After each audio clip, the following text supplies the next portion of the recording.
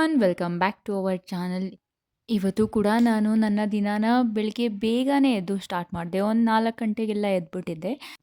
ಎದ್ದು ಎಂದಿನಂತೆ ನನ್ನೆಲ್ಲ ಕೆಲಸಗಳನ್ನೂ ಮುಗಿಸ್ಕೊಂಡು ಎಕ್ಸಸೈಸ್ ಎಲ್ಲ ಮಾಡಿ ಹೊರಗಡೆ ಬಂದು ಬಾಗಿಲಿಗೆ ನೀರು ಹಾಕೋಣ ಅನ್ನೋ ಅಷ್ಟರಲ್ಲಿ ಅಲ್ಲಿ ಹೊರಗಡೆ ಬಟ್ಟೆಗಳೆಲ್ಲ ತಂದಿಟ್ಬಿಟ್ಟಿದ್ರು ನಮ್ಮ ಅತ್ತೆಯವರು. ಅಂದರೆ ಬಟ್ಟೆ ಒಣಗಾಕಿರ್ತೀನಲ್ಲ ತೋಟದಲ್ಲಿ, ಅವ್ರು ತಗೊಂಡು ಬಂದು ಇಟ್ಬಿಟ್ಟಿರ್ತಾರೆ. ಸಂಜೆ ಅನ್ನೋಂಗೆ ಇಟ್ಬಿಟ್ಟಿದ್ದಾರೆ. ನಾನು ನೋಡ್ಕೊಂಡಿಲ್ಲ ಸಂಜೆ. ನಾನು ಬೇಗ ಮಲ್ಕೊಳ್ಳೋದ್ರಿಂದ ಮಲ್ಕೊಬಿಟ್ಟಿದ್ದೀನಿ. ನನ್ನ ಹಸ್ಬೆಂಡ್ ಕೂಡ ನೋಡಿಲ್ಲ. ರಾತ್ರಿ ಎಲ್ಲ ಅದೇ ಜಾಗದಲ್ಲಿದ್ದಾವೆ ಬಟ್ಟೆಗಳು. ಹೊರಗಡೆ ತೊಗೊಂಡು ಬಂದದೆಲ್ಲ ಮಡ್ಚಿಡ್ತಾ ಇದ್ದೀನಿ. ಸೊ ಇದು ಸ್ವಲ್ಪ ಎಕ್ಸ್ಟ್ರಾ ಕೆಲಸ ಆಗೋಯ್ತು. ಯಾಕಂದರೆ ತಂದಿದ್ದ ಬಟ್ಟೆಗಳನ್ನ ಅಲ್ಲಲ್ಲೇ ಮಡ್ಚಿಟ್ಬಿಡ್ತೀನಿ. ನಾನು ಈ ಥರ ಜಾಸ್ತಿ ಹೊತ್ತು ಇಡೋದಿಲ್ಲ. ಸೊ ಹಂಗಾಗಿ ಅದೆಲ್ಲ ಮಡ್ಚಿಟ್ಬಿಟ್ಟು ನಾನು ಮತ್ತು ಈಗ ಸ್ನಾನಕ್ಕೆ ಹೋಗಬೇಕು. ಅದಕ್ಕೂ ಮುಂಚೆ ಬಾಗಿಲೆಲ್ಲ ತೊಳೆದ್ಬಿಟ್ಟು ಹೋಗೋಣ ಅಂತ ಅಂದ್ಕೊಂಡೆ.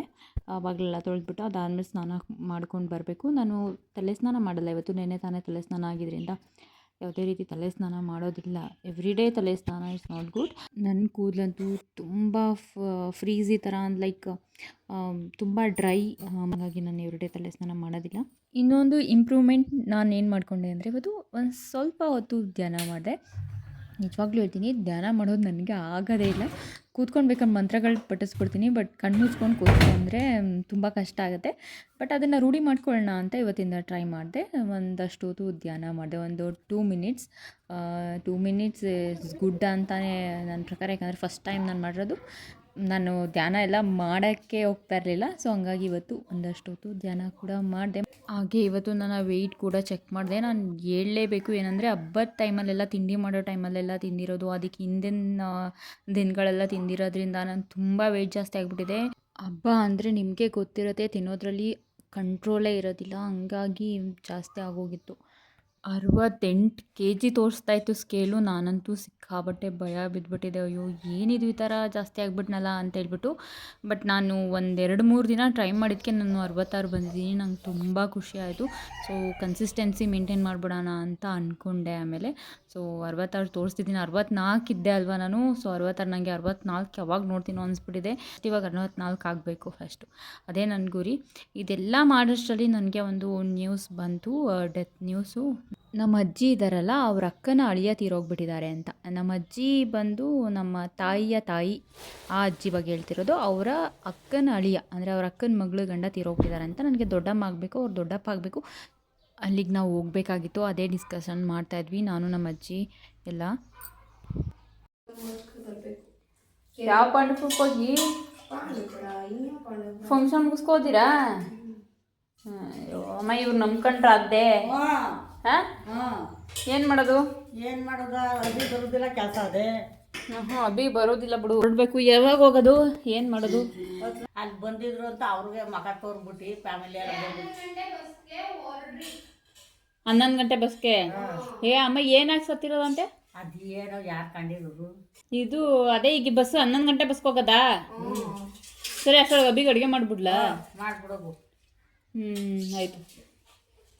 ನಾವು ಊಟ ಬಿಡುವ ಮತ್ತೆ ಹಂಗೆ ಹೋಗಕ್ಕದ್ದ. ನಾನು ಸರಿಯಾಗಿ ಊಟ ಮಾಡಿಲ್ಲ. ನೆನ್ನೆ ಸರಿಯಾಗಿ ಊಟನೇ ಮಾಡಿಲ್ಲ ನಾನು ಮಾಡಲಿಲ್ಲ. ಉಪವಾಸ ಅಂತ ನಿಂದೊಂಥರ ತುಂಬ ಉಣ್ಬೇಕು ಕತೆ. ಯಾವಾಗ ಉಪವಾಸ ಯಾವುದೋ ಒಂದು ಹೊತ್ತಿರ್ಬೇಕವ್ವ. ಎಲ್ಲಿದ್ದೆ? ಹಬ್ಬದ ದಿನದಿಂದ ಜಾಸ್ತಿ ತಿಂದ್ಬಿಟ್ಟಂತ ಇದ್ದೆ. ಸರಿ, ಇವಾಗ ಹೋಗೋದು ಹಂಗಾರೆ. 11 ಗಂಟೆ. 2 ಬೆಳ್ಳುಳ್ಳಿ, 1 ಟೊಮೊಟೊ, ಸ್ವಲ್ಪ ಕೊತ್ತಂಬರಿ ಸೊಪ್ಪು, 1 ಅರ್ಧ ತೆಂಗಿನಕಾಯಿ, ಹಾಗೆ 1/2 ಟೇಬಲ್ ಸ್ಪೂನ್ ಮೆಣಸು, 1/2 ಟೇಬಲ್ ಸ್ಪೂನ್ ಜೀರಿಗೆ, ಮತ್ತು 1 ಚಕ್ಕೆ, 1-2 ಲವಂಗ, ಮತ್ತು 1 ಸಣ್ಣ ಈರುಳ್ಳಿನ ಕಟ್ ಮಾಡ್ಕೊಂಡು ಇಟ್ಕೊಂಡಿದ್ದೀನಿ. ಇದಿಷ್ಟನ್ನು ನಾನು ರುಬ್ಕೋತೀನಿ.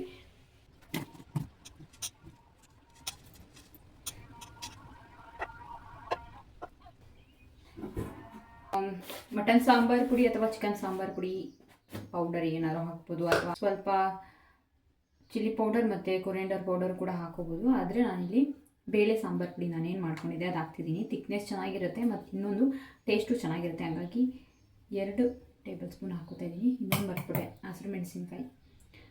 ನೀಡೆಡ್ ಇದ್ದರೆ ಹಾಕ್ಕೋಬೋದು, ಬಟ್ ಹಾಕ್ತೀನಿ ನಾನು ಸ್ವಲ್ಪ ಖಾರ ಇರಲಿ ಅಂತ.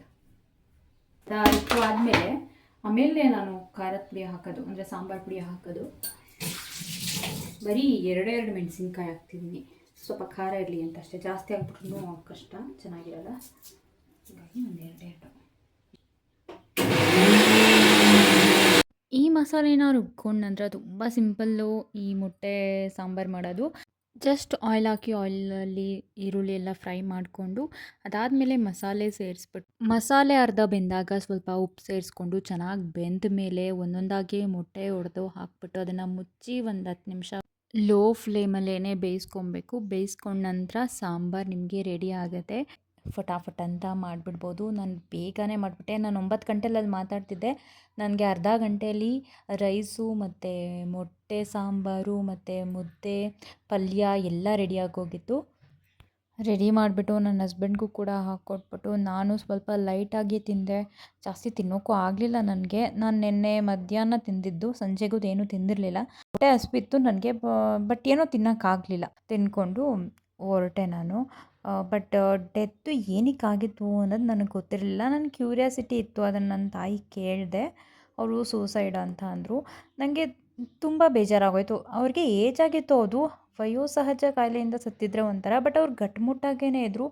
ಬಟ್ ಏನಕ್ಕೆ ಹಂಗೆ ಮಾಡಿಕೊಂಡ್ರು ಅಂತ ಗೊತ್ತಾಗಿಲ್ಲ. ಅಂಥ ಸಮಸ್ಯೆ ಏನೂ ಇರಲಿಲ್ಲ ಅಲ್ಲಿ. ನಾವು ತುಂಬ ಚೆನ್ನಾಗಿ ಗೊತ್ತಿರೋವಂಥ ಫ್ಯಾಮಿಲಿ ಅದು. ವೆಲ್ ನೋನ್ ಫ್ಯಾಮಿಲೀಸ್ ಅವೆಲ್ಲ. ಯಾಕೆ ಆ ಥರ ಮಾಡಿಕೊಂಡ್ರು ಅನ್ನೋದು ನನಗೆ ಈಗಲೂ ಯಕ್ಷ ಪ್ರಶ್ನೆ. ಕುಡಿತಾಯಿದ್ರು ಹೌದು, ಬಟ್ ಅಂಥ ಸಮಸ್ಯೆ ಏನಿರಲಿಲ್ಲ. ಫ್ಯಾಮಿಲಿಯಲ್ಲೆಲ್ಲ ಹೆಲ್ತಿಯಾಗಿದ್ದರು, ವೆಲ್ತಿಯಾಗಿದ್ದರು, ಎಲ್ಲ ರೀತಿಯಲ್ಲೂ ಚೆನ್ನಾಗಿದ್ದರು. ಅವ್ರ ಮಗ ಈ 1-2 ವರ್ಷಗಳ ಹಿಂದೆ ತೀರೋಗಿದ್ರು ಅಷ್ಟೇ. ಬಟ್ ಇನ್ನೊಬ್ಬ ಮಗ ಇದ್ದರು, ಅವ್ರಿಗೂ ಮಕ್ಕಳೆಲ್ಲ ಆಗಿತ್ತು, ಚೆನ್ನಾಗಿದ್ದರು. ಏನಕ್ಕೆ ಹಿಂಗೆ ಮಾಡಿಕೊಂಡ್ರು ಗೊತ್ತಾಗಿಲ್ಲ ಅಂತ ಅಲ್ಲಿ ಕೇಳಿದಾಗೂ ಅವರೆಲ್ಲ ಹೇಳಿದ್ರು ಏನೂ ಸಮಸ್ಯೆ ಇರಲಿಲ್ಲ ಅಂತ. ಯಾಕಂದರೆ ಗಂಡ ಹೆಂಡತಿ ಇಬ್ಬರೇ ಇದ್ದದ್ದು. ಏಜ್ ಆಗಿರೋರು ಅವರು. ಅವ್ರಿಗೆ ಆಲ್ರೆಡಿ ಮೊಮ್ಮಕ್ಕಳೆಲ್ಲ ಇದ್ದಾರೆ. ಆ ಟೈಮಲ್ಲಿ ಏನು ಸಮಸ್ಯೆ ಬರೋಕ್ಕೆ ಕಾರಣ, ಎಂತೆಂಥದೋ ಸಮಸ್ಯೆಗಳನ್ನ ನೋಡ್ಕೊಂಡು ಬಂದುಬಿಟ್ಟಿದ್ದಾರೆ ಅವರು. ಈ ಹಿಂದೆ ಎಷ್ಟೋ ಕಷ್ಟಗಳು, ಬಡತನ ಎಲ್ಲ ನೋಡ್ಕೊಂಡು ಬಂದಿದ್ದಾರೆ. ಇವಾಗ ಚೆನ್ನಾಗಿ ಬದುಕೋ ಅಂಥ ಕಾಲದಲ್ಲಿ ಹೊರಟೋದ್ರು. ಇವರು ಮಠದ ಸ್ವಾಮಿಗಳ ಹತ್ರ ಗುರುದೀಕ್ಷೆ ತಗೊಂಡಿದ್ರಂತೆ. ಸೊ ನಮ್ಮ ತಾತನೂ ತಗೊಂಡಿದ್ರು. ಇವ್ರಿಗೆ ತುಂಬ ಬೇರೆ ಸಂಪ್ರದಾಯ ಥರ ಮಾಡ್ತಾರೆ. ಸಮಾಧಿ ಎಲ್ಲ ಮಾಡೋದೆಲ್ಲ ಮಾಡ್ತಾರೆ. ಅಂದರೆ ಇವ್ರನ್ನ ಸುಡಲ್ಲ, ಊತಾಕ್ತಾರೆ. ಅದು ಅವ್ರದ್ದೇ ಪ್ರೋಸೆಸ್ ಇರುತ್ತೆ. ಆ ಥರ ಮಾಡ್ತಾರೆ. ಅದ್ರ ಮೇಲೆ ಅಂದರೆ ಊತಾಕಿದ್ರಲ್ಲ, ಅದ್ರ ಮೇಲೆ ಈ ಥರ ಒಂದು ಗಂಟು ಕಟ್ಟಿ ಇಟ್ಬಿಟ್ಟು ಪೂಜೆ ಮಾಡಿ ಸುಮಾರು ಜನಕ್ಕೆ ಕೊಟ್ಟರು. ಅದರಲ್ಲಿ ಏನಿತ್ತು ಅಂತ ಕ್ಯೂರಿಯಾಸಿಟಿ ಇತ್ತು, ತೆಗೆದು ನೋಡ್ತಾ ಇದ್ದೆ. ಸೊ ತಿಂದರೆ ಒಳ್ಳೆದಂತೆ ಅಂದರು ನಮ್ಮ ತಾಯಿ. ಕಲ್ಲು ಸಕ್ಕರೆ, ಡ್ರೈ ಫ್ರೂಟ್ಸು, ಎಲೆ ಅಡಿಕೆ, ಬತ್ತಿ ಕಟ್ಟಿ ಇತ್ತು ಅದರೊಳಗೆ. ನಾನು ಸ್ವಲ್ಪ ತಿಂದೆ.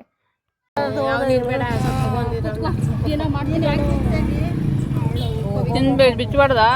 ಏನು ಆಯ್ತು ಎತ್ಕೊ. ನಾನು ತಿನ್ನಕ್ಕೆ ಬಿತ್ತೆ ತಗೊಳ್ಳಿ. ಆಯ್ತು.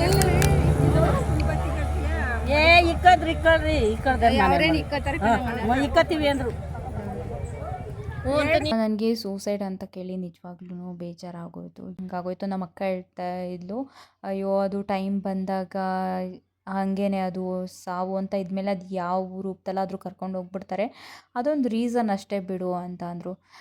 ಸೊ ಮನೆಗೆ ಬಂದು ನನ್ನ ಹಸ್ಬೆಂಡ್ ಕಲ್ಲೆಲ್ಲ ನೀರು ಹಾಕಿಸ್ಕೊಂಡು ತಲೆ ಮೇಲೆ ಹೋಗ್ತಾಯಿದ್ದೀನಿ. ಯಾಕಂದರೆ ನಮ್ಮದು ಮನೆ ಒಳಗೇ ಬಚ್ಚಲು ಮನೆ ಇರೋದ್ರಿಂದ ಈ ಪ್ರೋಸೆಸ್ ಮಾಡ್ತೀವಿ. ಹೊರಗಡೆ ಸುಮ್ಮನೆ ತಲೆ ಮೇಲೆ ನೀರು ಹಾಕ್ಕೊಂಡು, ಅಂದರೆ ಸೂತ್ಕ ಹೋಯ್ತು ಅಂತ ಅಂದ್ಕೊಂಡು ಒಳಗಡೆ ಹೋಗಿ ಸ್ನಾನ ಮಾಡೋದು. ಹಾಗಾಗಿ ನಾನು ಬೆಳಗ್ಗೆನೂ ಸ್ನಾನ ಮಾಡಿಬಿಟ್ಟಿದ್ದೆ ಅಲ್ವಾ, ತಲೆ ಸ್ನಾನ ಒಂದು ಮಾಡಿರಲಿಲ್ಲ. ಈಗ ಮಸ್ಟನ್ನು ಶುಟ್ಟು ತಲೆ ಸ್ನಾನ ಮಾಡಲೇಬೇಕು.